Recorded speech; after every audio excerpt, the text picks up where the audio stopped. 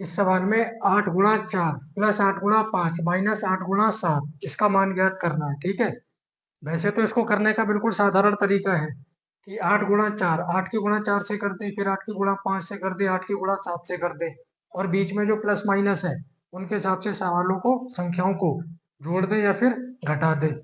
ये साधारण तरीका है। लेकिन ये सवाल में एक और कंडीशन बन रही है, जो कंडीशन बन रही है उसी से सवाल कराया जाएगा। ठीक है, अब जब उससे कराया जाएगा तो लगेगा तो ये कि इसमें और उसमें कोई अंतर नहीं है, जितनी देर में इससे हुआ उतनी देर में उससे भी हो जाता साधारण। लेकिन चूंकि इसमें संख्याएं छोटी छोटी है, इसलिए कोई फर्क नहीं पड़ रहा है। अगर सपोज करो यही 8 की जगह, ये जो सब जगह 8 दिख रहा है, अगर इसकी जगह संख्या दी हुई है 5645 या 9828, तब ये सवाल बहुत बड़ा हो जाएगा, और अभी जो विधि कराई जा रही है उससे ये सवाल बहुत आसानी से हो जाएगा। बात समझ आ रही है? तो विधि पे ध्यान देना है। ये मत सोचना कि इसको जो है ऐसे कराने से कोई फायदा नहीं हो रहा है, ऐसे भी उतनी जल्दी हो जाता। संख्याएं बड़ी होंगी तब उस विधि का बेनिफिट नजर आएगा। करना क्या होगा, पहले संख्याओं को नोट कर लो।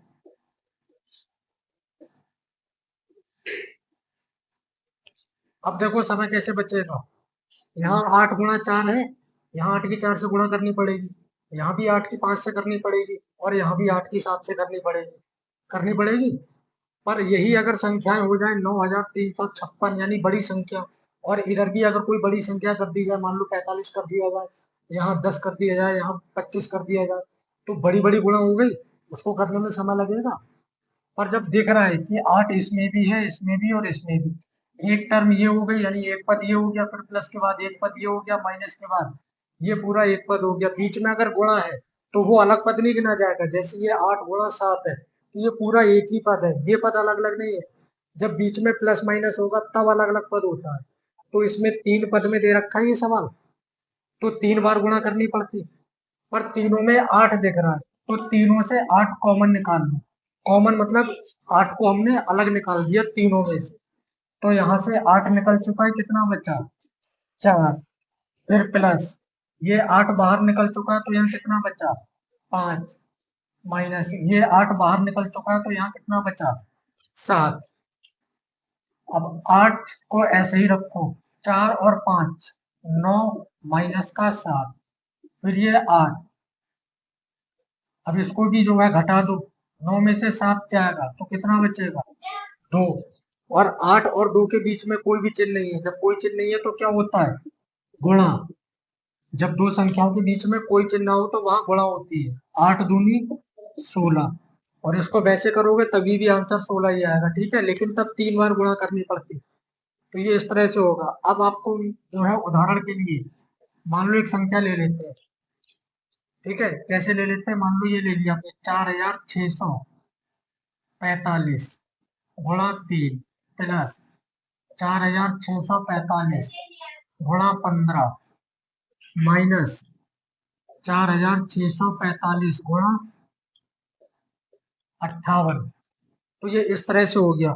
अब इस तरह के सवाल में ये जो संख्याएं दिख रही हैं, ये गुणा में क्या है, बहुत बड़ी बड़ी संख्याएं हैं, तो इनकी अगर गुणा करेंगे तो गुणा बढ़ी ही जाएगी। बात समझ आ रही है? इनकी गुणा करेंगे, अब जैसे ये 4645 इसकी 58 से गुणा करें, तो गुणा ना करके यही वाली ट्रिक अपना अप्लाई करो यहाँ पे। ये वाली ट्रिक अपनाओगे तो देखो क्या है, एक संख्या सभी में दिख रही है, वो क्या है, 4645। तो जो सभी में दिख रही है उसको तुरंत प्रभाव से बाहर निकाल दो। इसको बाहर निकालेंगे तो यहाँ से ये निकल गया, बचा कितना, 3। यहाँ से ये बाहर निकल गया, कितना बचा, 15। और यहाँ से ये बाहर निकल गया तो कितना बचा, 58। ये ऐसे ही रहेगा, 4645।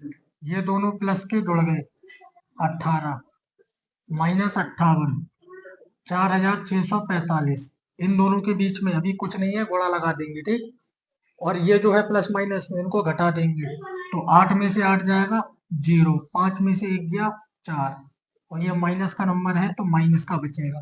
सॉरी, माइनस का क्यों बचेगा, क्योंकि माइनस का नंबर बड़ा है, जो संख्या बड़ी होती है उसका चिन्ह लगता है। अब हमें एक बार गुणा करनी है इसकी, और वैसे इसकी गुणा हमें 3 बार करनी पड़ती है। ठीक है, तो एक ही बार इसकी गुणा करो।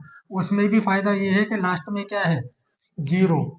तो 0 को छोड़ दो, केवल 4 से गुणा कर दो, 4 पंजे 20 का 0 हासिल 2।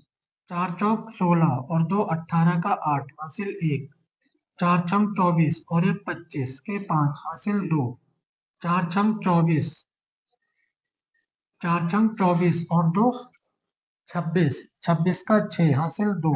4 चौक 16 और 2 18 और ये जो एक जीरो था इसको लगा देंगे। तो गलत हुआ क्या? 4 पंजे 20 का 0 हासिल 2। 4 चौक 16 और 2 18 का 8 हासिल 1। फिर 4 छम 24 और 1 25 के 5 हासिल आया 2। 4 छम 24, 24 और 2 26, ये यहाँ गलत हो गया। ये 6 तो लिखा हुआ था ही। ठीक है, तो ये इस तरह से होगा। अब इसकी जो गुणा की थी, ये जीरो एक लास्ट में जो हमने छोड़ा था उसको लास्ट में लगा देना गुणा करते समय। लेकिन संख्याओं के बीच का जीरो नहीं छोड़ना है, जीरो हमेशा लास्ट में होगा तभी छोड़ सकते हो। फिर ये संख्या प्लस की थी, ये माइनस की थी, तो प्लस माइनस की गुणा किस में आती है? माइनस में। और ये इसका आंसर हो जाएगा। ठीक है, तो इस तरह से करना है अगर कोई भी संख्या कॉमन आएगी। नोट करो इन दोनों सवालों को। अगला सवाल देखो, इसमें 9 गुणा 8 प्लस 9 गुणा 7 प्लस 9 गुणा 6 माइनस 9 गुणा 20 का मान ज्ञात कीजिए। हमने जब इस सवाल को पढ़ा तो 9 बार बार पढ़ा था। जब इस सवाल को पढ़ा तो एक चीज बार बार पढ़नी पड़ रही थी, वो क्या था? 9। तो ध्यान से देखा तो पता लगा कि सवाल में 9 सभी संख्याओं में आ रहा है। ठीक है, तो जो काम अभी पीछे किया था वही यहाँ, जब सभी में 9 9 आ रहा है तो इस 9 को हम क्या करेंगे? कॉमन निकाल लेंगे। तो पहले सवाल को नोट कर लो। अब सभी में से 9 निकाल दो बाहर।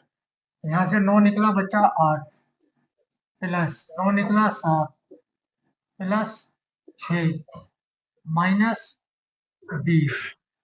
इसके बाद 9 8 7 6 तीनों ही संख्याएं प्लस की और 20 जो है वो माइनस का। तो जो प्लस की है उनको जोड़ दो। 8 और 7 15, 15 और 6 21 और माइनस का 20 9। 21 में 20 गया 1, दोनों के बीच में कोई साइन नहीं तो क्या लगा देंगे? गुणा।